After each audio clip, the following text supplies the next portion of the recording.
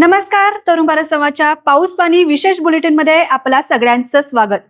गेल्या 24 तासात राज्याच्या कानाकोपऱ्यात पावसानं रौद्र रूप धारण केले. आज आपण घेणार आहोत महाराष्ट्रभरातील मान्सूनचा थेट आढावा. चला तर मग बुलेटिनची सुरुवात करूया सर्वात मोठ्या बातमीनं. ठाणे जिल्ह्यातील भिवंडीतील बालाजी नगर भागात कोहिनूर ही 4 मजली इमारत मध्यरात्री अचानक कोसळली. या दुर्घटनेत 9 जणांचा दुर्दैवी मृत्यू झाला असून अजूनही काही रहिवासी ढिगाऱ्याखाली अडकल्याची भीती व्यक्त केली जाते. या घटनेची माहिती मिळताच मुख्यमंत्री देवेंद्र फडणवीस यांनी तातडीनं घटनास्थळी भेट देऊन परिस्थितीचा आढावा घेतला आणि मृतांना भावपूर्ण श्रद्धांजली अर्पण केली. सध्या घटनास्थळी ढिगारा उपसण्याचं आणि अडकलेल्यांना बाहेर काढण्याचं काम युद्ध पातळीवर सुरू आहे. आता वळूया पुणे जिल्ह्याकडे. पुण्यात सलग सुरू असलेल्या धुवाधार पावसामुळे पूर परिस्थितीची मोठी शक्यता निर्माण झाली आहे. खडकवासला धरणातून मुठा नदीपात्रात थेट 35,574 क्युसेकचा विसर्ग वाढवण्यात आलाय. त्यामुळे नदीची पातळी धोक्याच्या वळणावर पोहोचली असून नदीकाठच्या आणि सखल भागातील नागरिकांना तातडीनं सुरक्षित ठिकाणी जाण्याचं आवाहन जिल्हा प्रशासनाकडून करण्यात आलंय. आता वळूयात नाशिकच्या मोठ्या आणि महत्वाच्या बातमीकडे.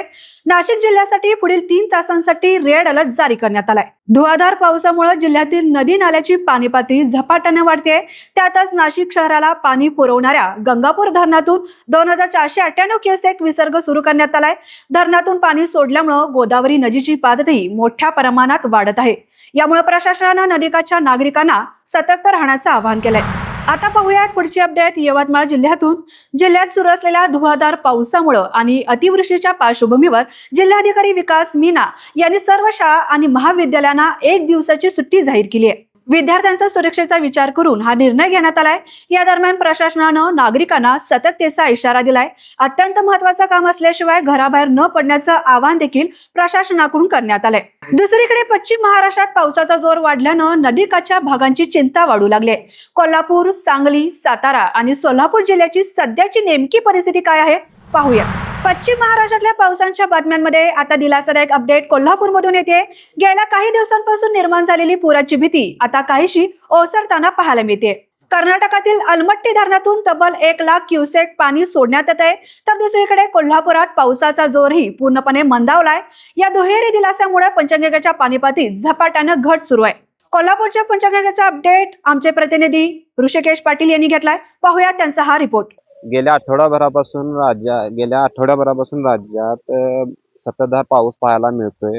याचं प्रमुख कारण म्हणजे बंगालच्या उपसागरात निर्माण झालेल्या कमी दाबाच्या पट्ट्यामुळे पावसाचा जोर हा आपल्याला संपूर्ण राज्यामध्ये पाहायला मिळतोय. पुणे, नाशिक, मुंबई आणि नाशिक घाटमाथा परिसरात हवामान विभागाने आधीच रेड अलर्ट जारी केलेला आहे. आपल्याकडे बघायचं झालं तर गेले 2 दिवस हा पाऊस हा कमीच पाहायला मिळतोय. पण धरण क्षेत्रात सुरू असलेल्या संततधार पावसामुळे जिल्ह्यातील सर्व धरणे जवळपास पूर्ण क्षमतेने भरत आलेली आहेत.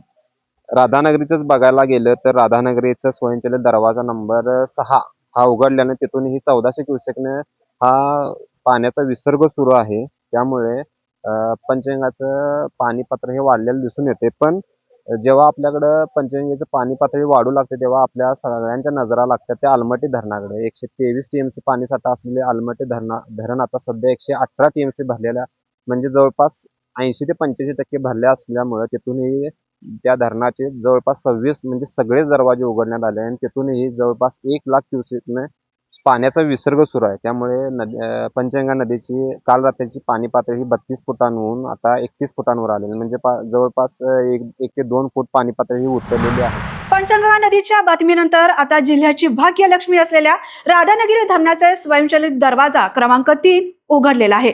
सध्या सेवाद्वार आणि पॉवर हाऊस मधून भोगावती नदीपात्रात एकूण 4256 क्युसेकने पाण्याचा विसर्ग सुरू झालाय. नदीची पातळी वाढण्याची शक्यता असल्यानं प्रशासनानं नदीकाठच्या लोकांना काळजी घेण्याचं आवाहन केलंय. याचाच आढावा घेतलाय आमचे प्रतिनिधी महेश तिरावडे यांनी. पाहूयात त्यांचा आढावा. लागून राहिलेले राधानगरी धरणाचे स्वयंचलित दरवाजे काल रात्री 11:30च्या दरम्यान 6 क्रमांकाचा दरवाजा उघडला. तसेच आज दुपारी 4 वाजता राधानगरी धरणाचा 3 नंबरचा दरवाजा उघडला असून राधानगरी धरण पाणलोट क्षेत्रात सुरू असलेल्या मुसळधार पावसामुळे राधानगरी धरण पूर्ण क्षमतेने भरले असून राधानगरी धरणातून बीओटीच्या माध्यमातून 1400 क्युसेक व स्वयंचलित दरवाजातून 2856 असा एकूण 4256 क्युसेक विसर्ग भोगावती नदीपात्रात सुरू असून त्यामुळे प्रशासनाच्या आव्हानानुसार नदीकाठच्या नागरिकांनी सतर्कता बाळगावी असे आवाहन जलसंपदा विभागाने केले आहे. पुढची बातमी सातारा जिल्ह्यातून. सातारा जिल्ह्यातल्या पाटण तालुक्यात पावसाचा जोर वाढल्यानं दिवशी घाटात 2 ठिकाणी दडक कोसळली. त्यामुळे ढेबेवाडी नवा रस्ता मार्ग पूर्णपणे बंद पडलाय. 15 दिवसात ही तिसऱ्यांदा दरड कोसळल्यानं प्रवाशांचा प्रचंड हाल होते. तर दुसरीकडे मुसळधार पावसामुळे कोयनावरील संगमनगर धक्का पूल पाण्याखाली गेलाय, तर मुळगाव पुलालाही पाणी टेकलंय.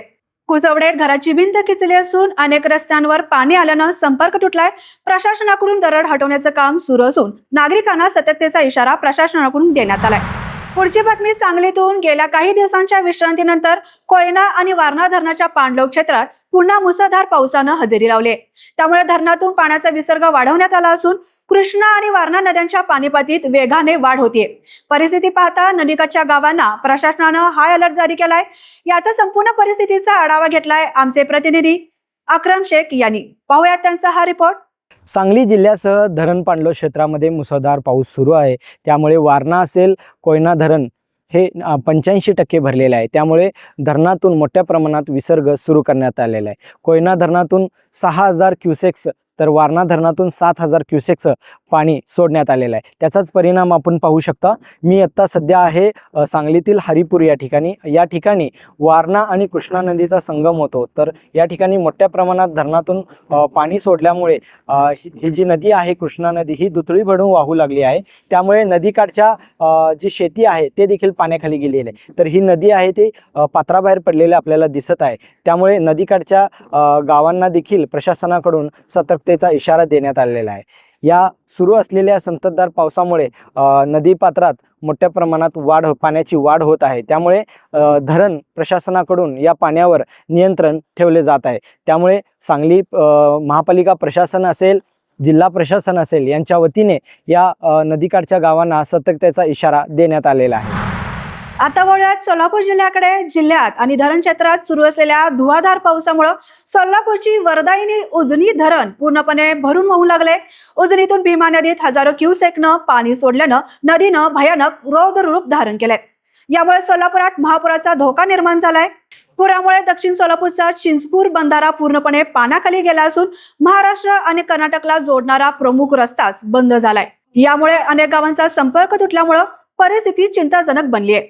बातमी समजताच तहसीलदार विष्णू बुटे यांच्यासह पोलीस प्रशासनाच्या पथकानं तातडीनं घटनास्थळी धाव घेतली. यानंतर पूरग्रस्त भागात नागरिकांच्या सुरक्षेसाठी बचाव कार्य आणि उपाययोजना वेगाने सुरू करण्यात आल्या आहेत. सध्या या विशेष बुलेटिनमध्ये इतकंच. कोल्हापूर आणि पश्चिम महाराष्ट्रातल्या असाच ताज्या आणि वेगवान अपडेटसाठी पाहत राहा तरुण भारत संवाद कोल्हापूर. आमच्या चॅनलला नक्की सबस्क्राईब करा आणि बेल आयकॉनला क्लिक करायला विसरू नका.